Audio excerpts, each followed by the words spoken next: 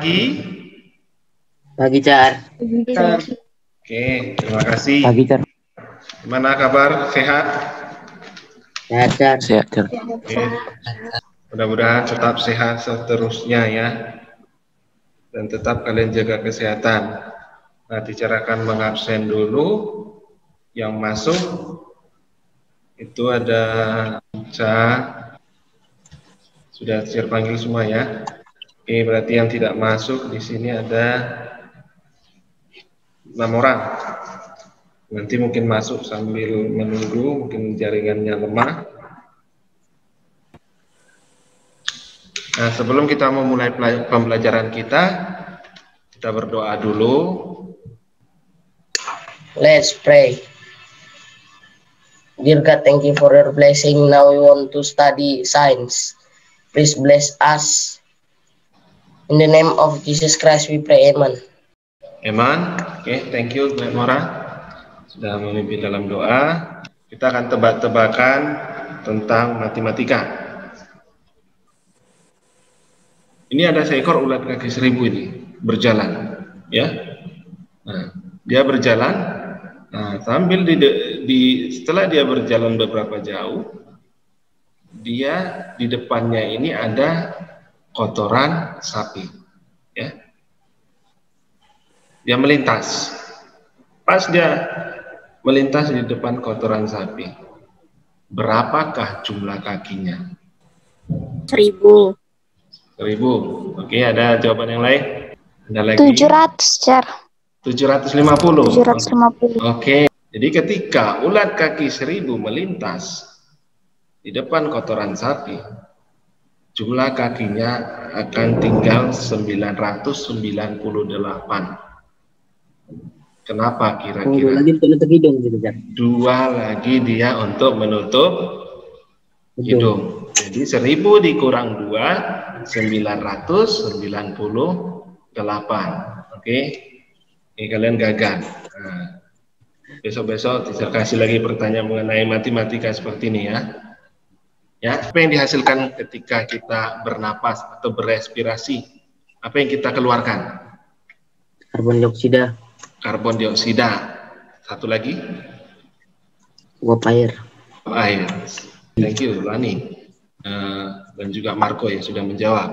Apa manfaat tumbuhan bagi manusia atau bagi makhluk hidup lainnya? Makanan. Sumber makanan. Apalagi?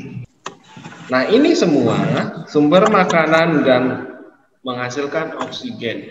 Ini dilakukan oleh tumbuhan saat dia melakukan suatu proses transformasi energi, yaitu penggunaan energi apa? Biasanya tanaman ini yang digunakannya energi cahaya. Nah, energi cahaya digunakan tumbuhan, dia membuat makanannya sendiri lalu menyimpan, dan makanan yang disimpan ini dalam bentuk buah akan digunakan oleh makhluk hidup lain. Nah, dalam proses itu juga dia membuat makanan, dia akan menghasilkan oksigen. Nah, proses itu disebut dengan fotosintesis. Nah, tujuan pembelajaran kita akan mengenai fotosintesis. Kita akan belajar mengenai fotosintesis. Nah, ini tujuan pembelajaran kita. Teacher akan sharingkan. Sudah? Sudah nampak? Belajar. Tujuan pembelajaran kita hari ini adalah melalui kegiatan praktikum menggunakan virtual lab Maya, kalian dapat menjelaskan konsep fotosintesis dan menyelidiki proses fotosintesis dan menyajikan hasil pengamatan dengan rasa ingin tahu, disiplin, dan saling bekerja sama dalam proses pembelajaran. Bagaimanakah tumbuhan mendapatkan energi apabila dia tidak makan dan minum? Seperti yang terlihat pada gambar berikut ini. Tumbuhan mendapatkan energi dengan melakukan fotosintesis. Pada gambar berikut ini, tumbuhan sedang melakukan fotosintesis dengan memanfaatkan klorofil untuk menangkap energi cahaya dari matahari, lalu mengubah karbon dioksida dan air menjadi glukosa dan juga menjadi oksigen. Sekarang kita akan melakukan penyelidikan mengenai proses fotosintesis. Apa saja faktor-faktor yang mempengaruhi proses fotosintesis? Praktikum ini kita lakukan dengan virtual lab Maya. Nah, kita akan melakukan praktikum secara virtual ya. Jadi Google Classroom kalian bagian tugas fotosintesis. Nah, di sini. Jadi ada ini untuk link virtual lab-nya. Oke, virtual lab-nya nanti kalian klik ini untuk menggunakannya.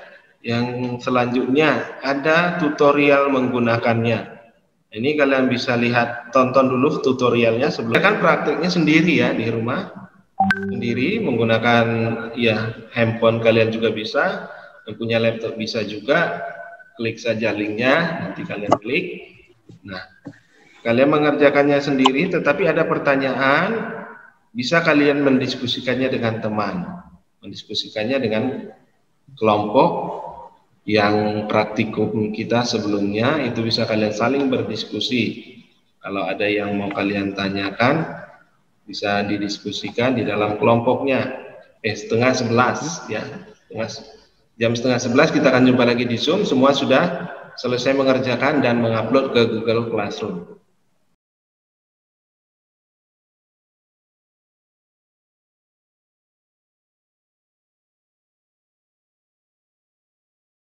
Sharingkan ini tersimpulkan pembelajarannya. Ini kelihatan? Bisa dilihat PowerPoint-nya? Thank you.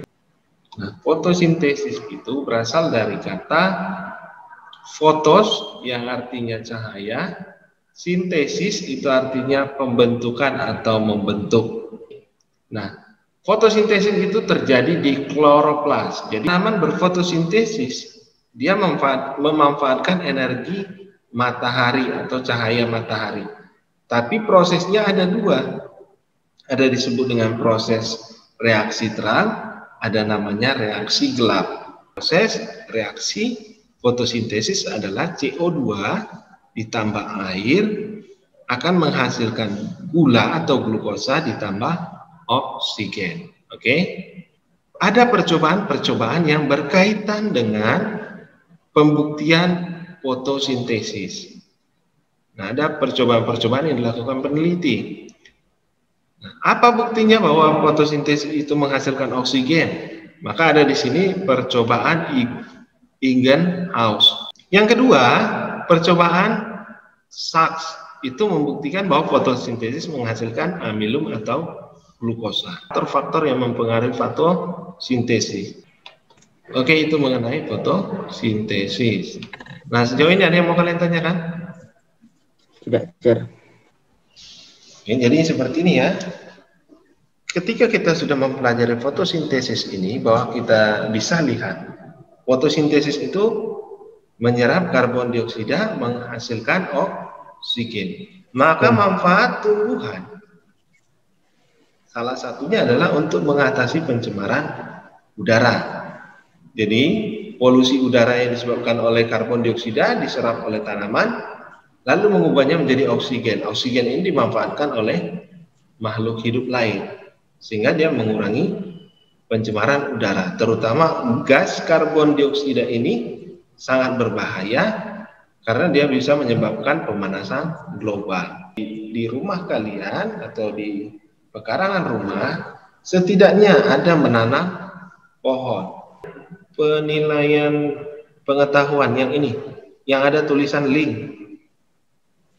Nah, kalian kerjakan pengetahuan ini dan penilaian dirinya ya. Oke, terima kasih sudah bergabung dalam pembelajaran kita hari ini. Kalian sudah mengerjakannya dengan baik.